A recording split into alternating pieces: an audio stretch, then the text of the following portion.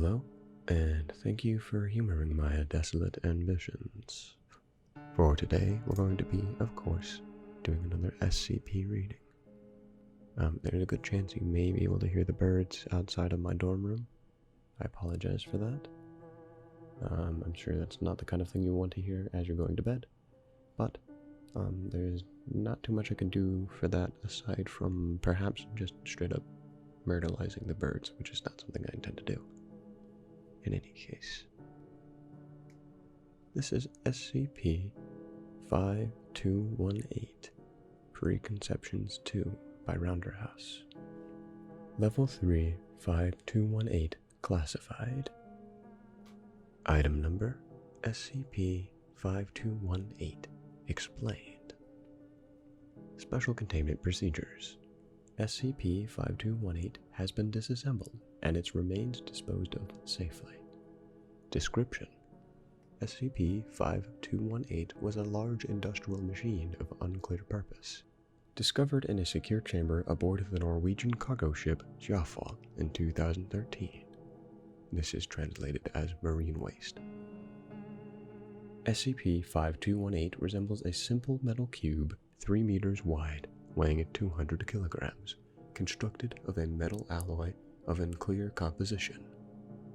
All attempts to force open, pierce, or otherwise damage SCP-5218 have ended in failure. All faces of SCP-5218 are flat save for one. All faces, furthermore, display a metal stamp reading, "Property of the Department of Abnormalities." One face contains a simple pull-open metal cabinet that pulls flush when closed, and when opened, allows a small space to drop objects into while blocking vision into the rest of the device. Below this is a small rectangular slot akin to that of a vending machine.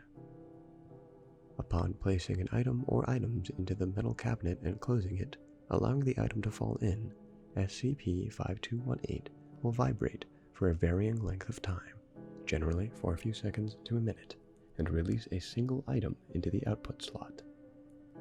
These items vary in practically every quality, save for their size. All are small enough to fit into the slot. Upon SCP-5218's discovery in 2013, it was immediately shipped to Site-19 for experimentation. Over the course of the following month, several tests were performed on SCP-5218. An abridged list of the experiments follows. Addendum 5218.1 Testing Log. Input: a single apple, red delicious variety. Output: a military surplus MRE of the variety used across Foundation sites, chicken Alfredo flavor. Input: a 1 kilogram granite stone. Output: a small poster tube containing detailed blueprints of sublevels 1 through 5 of Site-19. Input: a 2 kilogram weight. Output: a plastic trophy covered in dried blood. DNA of the blood has been matched to Leon Abrams, a now deceased former Site-19 security guard. Abrams' body was cremated after death. Input: a plastic cube. Output: a Nokia 3310 cell phone with one number programmed into its directory. The area code correlates to Tennessee, but all attempts to trace the phone number have failed. Attempting to call it simply results in a generic out-of-service error. Input: a single bullet. Output: an armed grenade. The pin had already been pulled, but the safety lever had not been released, preventing its detonation. A security team safely disposed of the bomb without incident. The grenade was inscribed with the Foundation logo, but detailed analysis could not be performed for obvious reasons. Input: a single dead lab rat. Output: an MTF issue Bowie knife. 13 scratches have been carved into the flat of the otherwise pristine blade. Input: a single live lab rat.